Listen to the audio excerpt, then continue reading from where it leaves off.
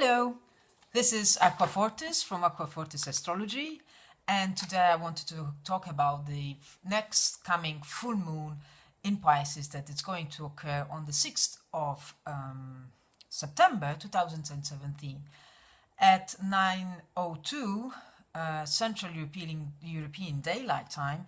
That would be 7:02 UTC time, Greenwich Meridian Time. So, the full moon in Pisces occurs at 13 degrees 53 seconds of Pisces. So, let's see what it means. So, we have the Sun in Virgo opposite the moon in Pisces. Let's see who the moon is talking to.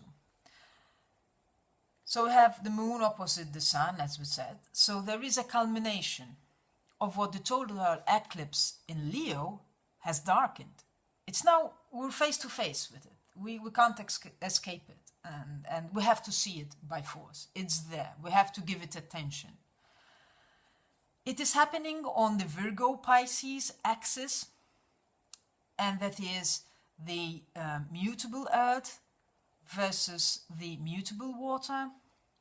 Sometimes the Virgo-Pisces axis is called the healing axis. It is the mind, body, spirit and soul connection. Well, Virgo does the healing through the body and then goes to the mind, whereas the Pisces energy goes the other way around, from the ether, eventually then going down to the body, because they're opposites, they're an axis, opposite axis. To add more to this intangible feeling to this moon there is Neptune in Pisces conjunct this moon. So just imagine that the fog lights are on and the sonar system is activated. There's no way we are going to navigate in a clear pathway. No way when Neptune is involved. There are heightened sensitivity, yes, we're all empathic with everybody, we can sense the whole world, and all the world's pain is our pain, and all the world's joy can be our joy, but nothing is tangible, nothing is clear, nothing can be really that you can grasp it in your hands, that Neptune. So it's conjunct the moon, so our feelings will be all over the place. And especially since it is a full moon as well. The Sun and the Moon are also making a square to a now direct Saturn in Sagittarius. Yeah, for Saturn direct in Sagittarius, it has been a long journey. So this Saturn squaring both the Moon and the Sun, so forming a T-square, right? And Saturn at the top of it. It's sort of earthing a little bit this energy, but it's a confrontational energy. We will be earthing it not much after. It's not a peaceful way of doing things. We will be discussing a lot until we get to figure it out how we're going to earth this energy from the eclipse. It's sort of, the full moon is saying, so now you got the download for the eclipse, right? Fair enough. The eclipse season is nearly going to end.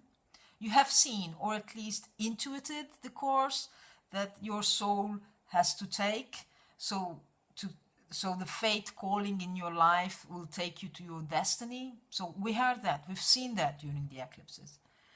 Now it's time to bring it down to earth, the Virgo sun, and make your passion work. Saturn and Sagittarius. While steering the wheel only with your feelers in the ethers because of that Neptune conjunct the moon in Pisces. There is also Pluto helping the moon to shed all that needs to go, and so that the journey is going to be lighter somehow.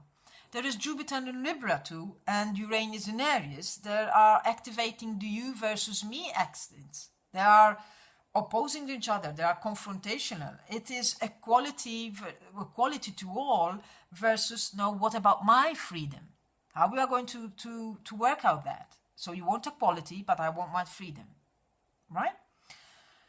Mercury, freshly out of retrograde the day before, is on the total solar eclipse point in Leo and making a grand trine, a grand fire trine, that is an equilateral triangle between Uranus in Aries, Saturn in Sagittarius, and Mercury in Leo. Hooray! So this is a closed circuit of fire that has been going on for months now, during all the summer period, but some of the participants have changed, the faster moving planets have changed, and Mercury has taken place now. Mercury is reactivating the total solar eclipse point in Leo that we had 14 days ago, as will do Mars 3 days before the lunation, that is on the 3rd of September 2017. So things are a little bit dramatic, just a little bit. So we are called to take command of our dream, and with this full moon, to give it a passionate voice too. But all is fueled by this continual gasoline on the fire trine. Now let's take a look at the lunar mention when the lunation is going to take place. It's going to be the 27th mention of the moon. So the mentions of the moon are like the zodiac signs for the sun. The sun goes around them in a year, whereas the moon goes round the 28 mentions in a month. So this one is called the lower spout of the water bucket. Now, can you just imagine someone? The lower spout of the water bucket. The image of this mention is a winged man holding in his hand,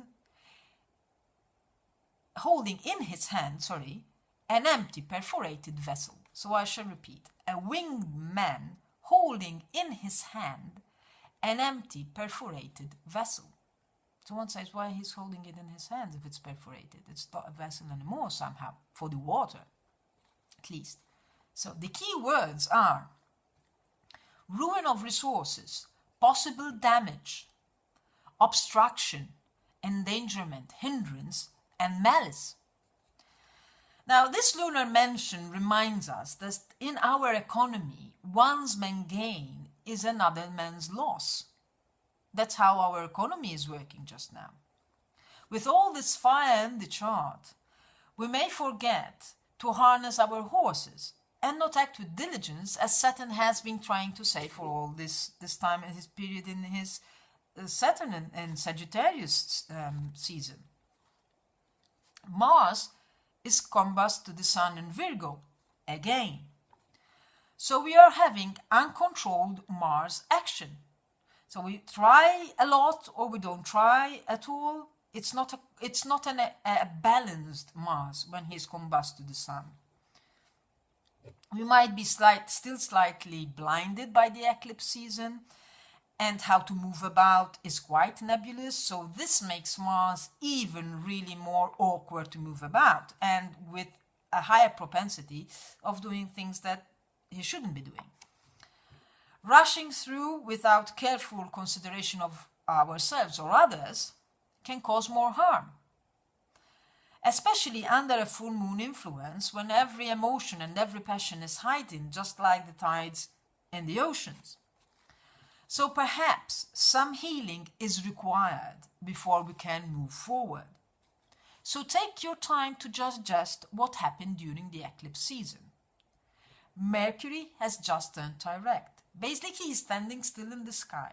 So our thinking processes are quite heightened. And he's going to be still for another couple of days after the lunation. This lunation closes officially the eclipse window season for this time. So what do we need to do now? So take note of all that happened. Observe. Observe the world, what happened in the world. Observe in yourself what happened in yourself. What outside is inside. Observe. Take notes. Some things might have come out of the blues and we feel overwhelmed and you can't deal with them. We just feel tired just by thinking about it. So take time to assimilate. And Batch Flower Remedy can help with that. ELM. With Mars combust the Sun in Virgo, it is easy to mess up things. We might act without thinking, or simply just not take into consideration others, or go in overthinking paralysis.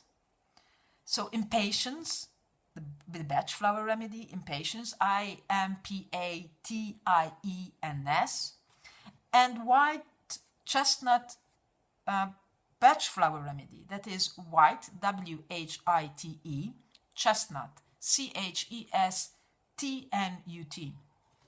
These remedies can help. It is a period of transition, and we're shifting from one place to another. We are being asked to change and move direction of our life. In this case, walnut can help. Walnut, WALNUT, always of the Batch flower remedies. If having difficulties bringing down to earth the vision we have seen in the future during the eclipse, then clematis can help. That is CLEMATIS, always of the Batch flower remedies. And Batch flower remedies are BACH. We sometimes call him Bach, but it's actually Batch. Labradorite, the crystal, Labradorite, LABRADORITE, can help us align ourselves with our path, even if the route is very unclear just now. So these are my suggestions, then you might have others, so please share them if you have them in the comment section. So I really wish you a blessed full moon in Pisces. May what have been revealed to you in the eclipse season take you where you should be for your soul path. Take care. And as a postscriptum, should you need any further guidance of how these energies are manifesting and evolving in your life, please contact me via my Facebook page, that is Aquafortis Astrology, just like the channel on YouTube. And if you appreciate my videos, please subscribe, thumbs up, share, comment. It's free and a simple way to support my journey as a healer and as an astrologer. So bye for now and take care. Bye-bye.